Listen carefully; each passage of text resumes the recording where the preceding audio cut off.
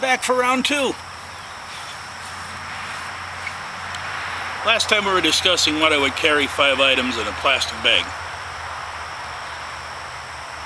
Today I'm going to discuss, or right now I'm going to discuss, mentality, skill sets. For those of you who are just starting out, I mean, like, you don't know nothing about the woods, anything like that, get an old Boy Scout manual. The survival books are great. The DVDs are great. They're a good learning tool. For those of you who are starting out, get as much information as you can off YouTube and whatnot. Get an old Boy Scout manual. They teach you how to do fire. They teach you how to do knots. You're going to need to learn how to do knots. It's not just a simple matter of tying them together. Well, it is, but on the other hand, if you know how to do certain knots, it makes your life a lot easier out here in the woods. Ooh, beam off. So anyway, let's discuss mentality. My last video was what I would carry in a plastic bag. 5 things. 10 things? No, 5 things. I'm from Pennsylvania, you can't count right. Alright, so I got 5 things to use. Alright. Cutting tool, self-explanatory. Right? Use it to cut everything. Use it, well, I'm not advocating use of batoning, but if you have to, you have to. I would never jeopardize my only cutting tool by beating it with a piece of wood, or anything else for that matter. If you want to split something, take this, drive it into the woods a little ways, shave yourself off some wedges, put it in that wood. Take a rock and drive the wedges down. The wedges will split the wood for you. There's no reason to split wood. It really isn't, even if you're making a hearth board for a bow drill. That's what that's for. Carve it down. A lot of people don't carry sharpening tools. A lot of people do. I personally don't. If I'm around a creek or I'm, anywhere you go, you're going to find a rock. If you take 2 rocks and rub them together long enough, it makes a nice smooth rock. The reason why I say that is because if you're sitting at your campfire at night and you've got nothing to do, instead of thinking about the situation that you're in, you got to keep your mind busy. If you're actually lost, you're not just lost for a night, you can get out tomorrow, whatever, but if you're out there in a survival situation, you're going to panic. Accept that fact. I take you right now, drop you in the middle of an unfamiliar woods, you're going to panic. Been there, done that. Try dropping in at night. That's panic. Okay, so anyway, you're going to panic.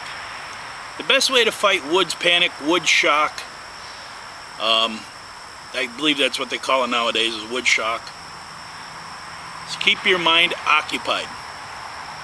Make something, carve something.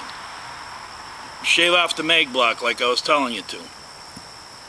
Make some snares for the next day that you can set up.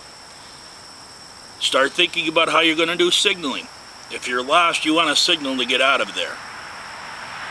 Think about how you're going to do your signaling. Is it going to be pine? Is it going to be just plain wood bark? What do you have in the area of resources? Are you next to water? Are you not next to water? Where can I find water? You could live 3 weeks without food. You need water. That's your first priority, in my mind, would be to get a fire and start thinking about where you're going to get water. First 2 priorities.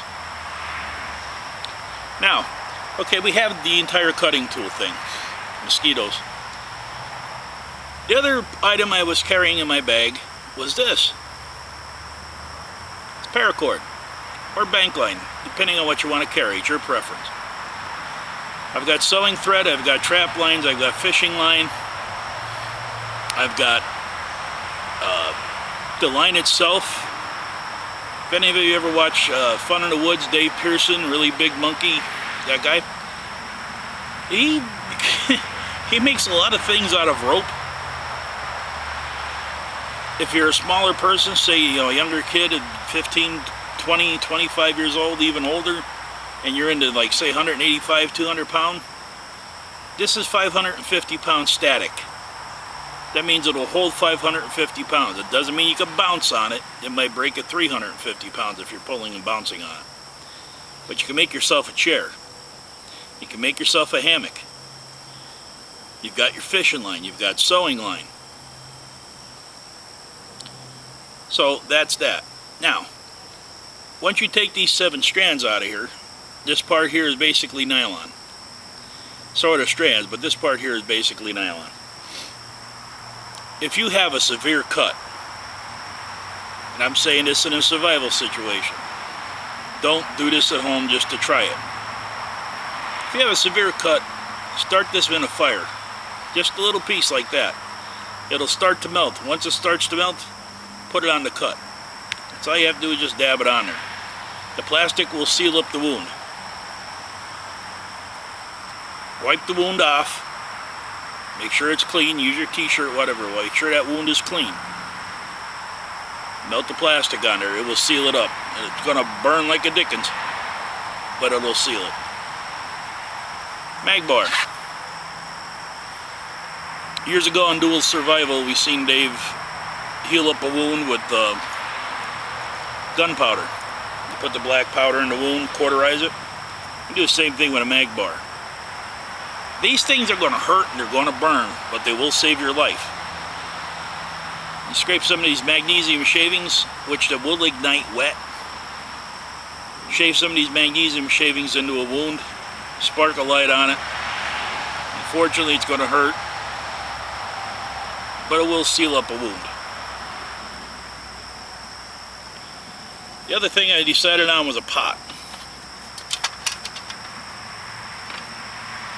Obviously, you got a container.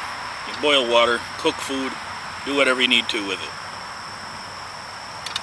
If you take some sand from the water source you're at, there's going to be a little sand or mud in the bottom. You can shine this up to the point where you can get some kind of a decent signal out of it. It's signaling now and it's not even shiny. I'm not saying you're going to see it a long way, but you can get a signal out of it. The top of this pot unscrews. That bubble, I don't know if you're going to be able to see it or not. With that bubble,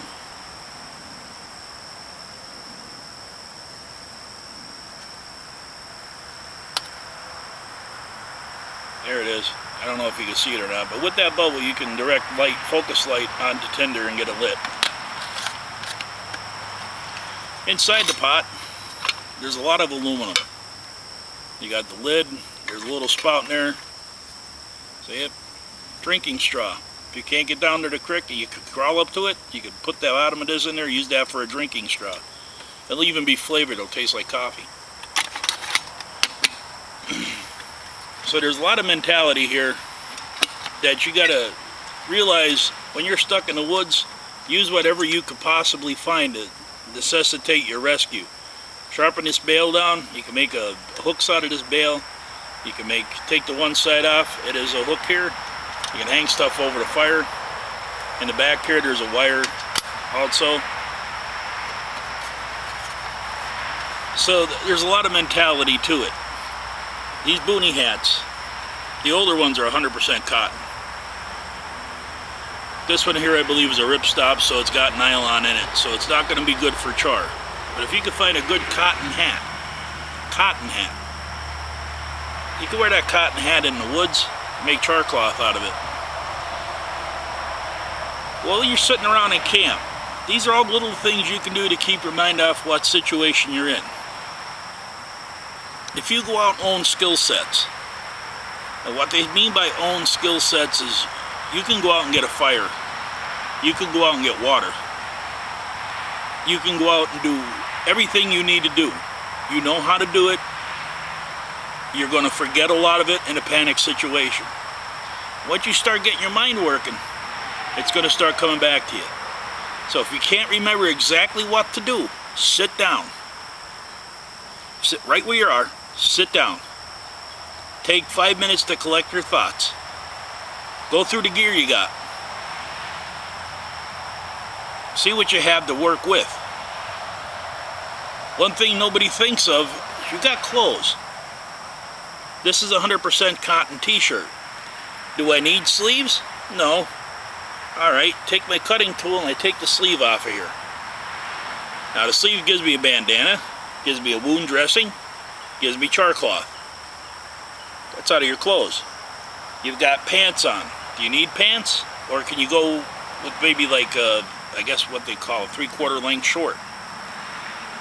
You have boots, you have sneakers, you have shoelaces, you have insoles. You have insoles make a great signal. So does the pants. Think about everything that you own, everything that you're there with. Prioritize what it is, and it will affect your survival. You can get out of there. First thing to do is combat the panic. That's the major thing. If you can combat the panic, oh my God, I'm lost, what am I going to do?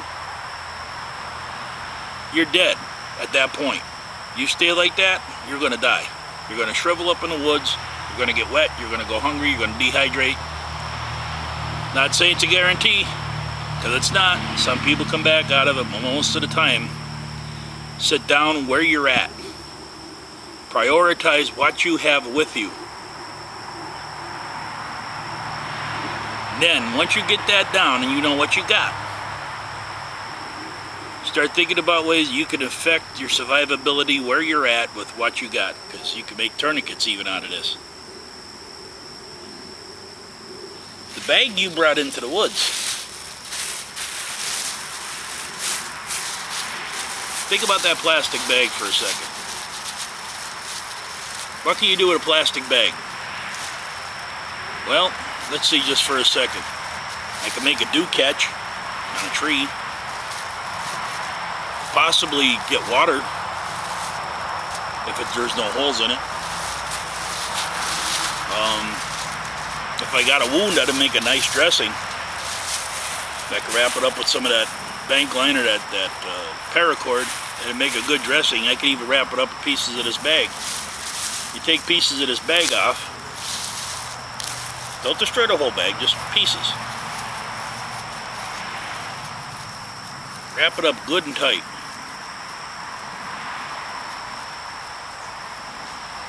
This works with garbage bags too. Garbage bags are even better because you can cut them in big strips.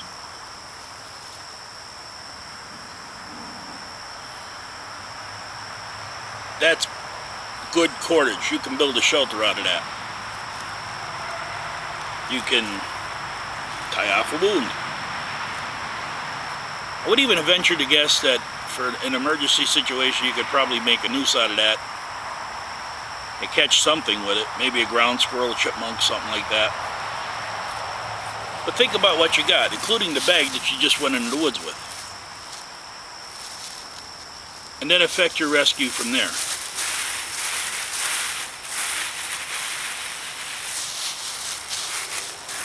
So, like I said, you got to think about everything you wear, everything you do, everything commonsensically. If you're sitting in the house and you're in your room reading a book, you're sitting in the parlor, your wife's making dinner or whatever, think about what you wear on you on a daily basis.